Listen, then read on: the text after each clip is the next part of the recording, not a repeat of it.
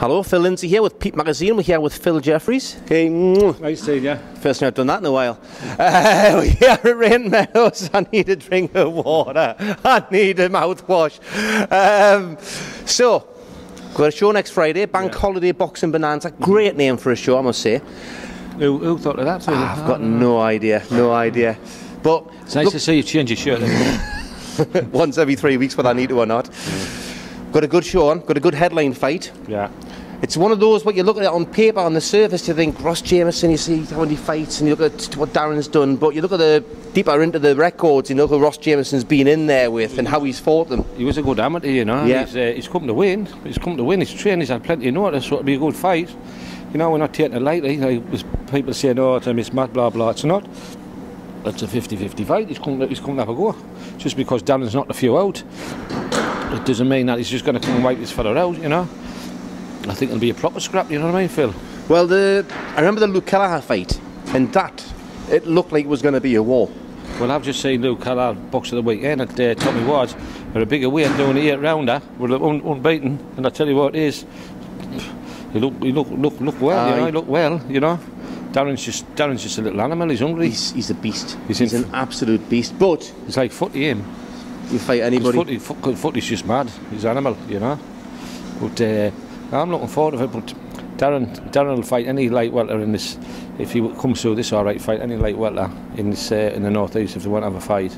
But they're not. So we're going to look. Well, it's not just in the northeast. He'll fight anybody. I'll fight anybody. He'd go in with Joshua, man. Darren, that's what he's like. Bless him.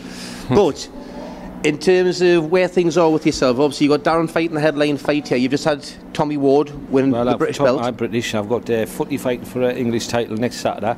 I've got Lewis Ritson, mandatory for a British, and I've got Tommy Martin Ward fighting for European. So if all goes to well, we'll have 2 British, 1 European, and 1 English, and that's not bad from building fighters up from scratch from day one. You know, me and Neil can build a fighter up. You know. Yeah. I know. Horrible lads selling tickets and that, really horrible, but what else do you do? But once you get to the British title, that's when the money comes in, yeah. You know, and they'll leave my nest then, go to the bigger promoters, leave my nest, you know. I've done my job. Well, you've never been selfish in that way in terms of holding fighters back. You've always said if they get as soon as they get the opportunity. Well, Tommy's signed with Frank Warren. Richard will get a contract when he wins that. Footy. Glenn's just different, you know. If the lads can get themselves a bigger contract or a better contract, pat on the back, I've done my job, you know what I mean. So it's just a stepping stone, you know. But what you've been doing, I mean, it must be 8 years now. You've been doing this, is it? Roundabout? 2008, 10, longer than that, like. 2008, I think, you know. 2008, I've done it a while with Neil. Obviously, there was only me and Neil promoting. After obviously, Tommy Conroy done a good job, and he patted in. It was only me and Neil promoted, you know. But we've got a good stable of boxers, Phil. I think we've got nearly all the best boxers in the northeast. You've seen the benefits of all the. I mean, there was a lot of those first few years. It was a lot of hard work building the shows up, and I blew a few quid, you know. I've getting a few back, but it's not about the money for me. I've never has been. Footy got a good few quid. He's had a good few purses footy, and I took a shilling off him, you know. It's not about me, and I'm not a one to sit on the table and do the presser and listen to myself talk a lot of shite for half an hour, you know what I mean? I just talk shite for you, it's all right. Aye. It's all about the lads, really. It's not about it's not about me. It's about the lads, you know. More publicity for the lads, and obviously you and Cliff on board. You've been with us from day one. It's great for the lads, you know. But it's all about the lads. But the lads have to have a platform. Oh, they've got to have a platform, you know. You've just got to do your best, you know. Like, but it must be easier for you now on the back of the successful shows you've had. It's easier to put on the shows. It's easier to sell the tickets. And it is. Well, the show was rammed, the last one, and like the Stadium Light show sells itself. And obviously, I've got 3 boxes. Well, I've got James Conlon, I've got Matty's 3 boxes, and he's got another couple of boxes. And Ritson, I'm going to go to Newcastle next, you know. And after July, I'll be Newcastle show, and I'll put a good show there. Hopefully, I'll win the purse bids for Lewis Ritson. That would be ideal. Lewis Ritson will be the biggest fight Newcastle's had for a long time. Obviously, local fight. Yeah. If we get Lewis a British title fight, you know. So hopefully I get a few of the sponsors in Newcastle to come on board, which I have got a couple who said they would help us to bid for the fight. Yeah. And progress from there, because I think home advantage is a great thing if you can have it, you know. Well, you just got to look at Peter Cope's defeat a few weeks ago. Robbed, didn't he? It was an absolute robbery. He won by, I would say, at least 2, maybe 3 rounds at least. Cope's coming on great with Neil. We're going to look at getting him a big fight on the stadium show. Peter Cope's gone back to his boxing skills that got him so far through his career.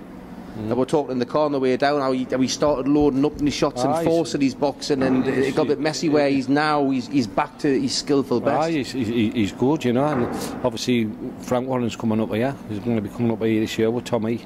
And BT. Yeah, and BT Sport, which is a great platform. We'll be working with them, and obviously they've got Josh Leather up here. So, and like Footy comes through this one all right, I'll stick him on the stadium. I like to defend his title, you know. Maybe he's got a local lad to fight him if anyone's got to ask to fight him, you know. Yeah. Well, that's the thing, obviously, with Footy, he always provides value. That's in and out of the ring. Oh, he's the hardest one I've got to manage, you know. Glenn's Glenn, he never change. Me and Pinsy pull our hairs out. Well, I've not got much left anyway, but we'll pull our hair out with him, you know what I mean? There's a few great ones left. Yeah. But the thing with Footy is the weight that he's at. If he comes through this one, whether he defends his English title or wants to go for a British, or whether he wants to have a fight against, there's plenty local lads at that weight that would be like, you know. We'll not fight him, you know. I had the fight. I thought he had the fight made with Lee Mould, and Lee Mould wanted to fight, and all of a sudden he was getting a bigger fight on I don't know if it was Steve Rafe or the other lad out promoting Newcastle show, but the fight didn't happen, you know. It would have been a good fight, because I think Lee Mould's a good lad as well, you know. And he's an obviously been a Sunderland core fight as well. He's an exciting fighter, Lee, you know. I think he's a proper little warrior, you know. It would have been a good fight, but the fight never happened, and the fight will never happen, you know. But I think all the local boys have got to fight each other for these Northern Area titles. The best fights, local pride. Look at Corby and Snaith. Cope and Whitfield. Aye, they fought each other. They both had 2 fights each when they went in, and I think you're getting more of that now. Where you're getting the local lads. Tom's a really good lad, you know. Yes. I like Tom, you know. He nearly come to me, but at the time I wasn't taking on. But he's a good lad. That fight should happen again. Number 3, but can I see it happen? Because boxing managers want to pick the phone up, but it's a waiting game. But we're getting older now. All the years are ticking by, you know. All these young prospects and getting old prospects, you know. Boxing, like all sports, it's a short career. So well, I've built my lads up. Look at Risson, he's had 12 bouts. I've got a British title fight. I went the English route. The kid pulled out, got on to Robert Smith, British title fight. You know, Footy wins this English title fight. He's got a British title fight, you know. Martin, we fought, ducked and dived and got him a European title fight. Tommy, British title fight. You know, they've got to be active and not horrible selling tickets. You know, Lee's not a good ticket seller. Tom, half of my lads are not good ticket sellers. But what do you do? What do you do? You know, if you want to move on, you've got to sell tickets. We haven't got the luxury of sponsors or TV. You know, it's just look at the press. See a TV promoter come up here, just a small show. Press, even the press. The honoured by the big TV promoter, which is, you know, yourself, Phil, my shows are quality. They've always quality. I don't think I've had a bad show yet. Well, the key thing is, you watch. I watch certain shows on TV, and some of them are absolute crackers. Right. But from my point of view, you get too much non-entity fights on there, where they're generally covering a particular fighter who's doesn't have an opponent. And I think those sort of fights, those are more for the small hall shows. If you're going to fight on the telly, it should be both men are coming in to win. Both men have got a chance. You know, it can be like a one-round block like Darren Surtees got. You understand, when you've got a prospect and you're building them up. I do it myself. Yeah. You've got to get them winners. But when I think when you're on 78 fights, it's time to step up. You know, that's Isaac McLeod. I've told him he's 6th rounder now. Hopefully a Titan Stadium, a good amateur pedigree, you know.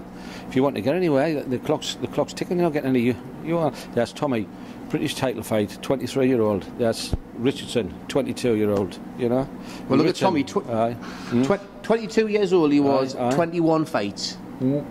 21 fights. Aye, because he's in the gym all the time, and Fannon's got them looking well, you know. Yeah, but you've also had you putting on 4 or 5, sometimes 7 shows a year. So the guys need the platform.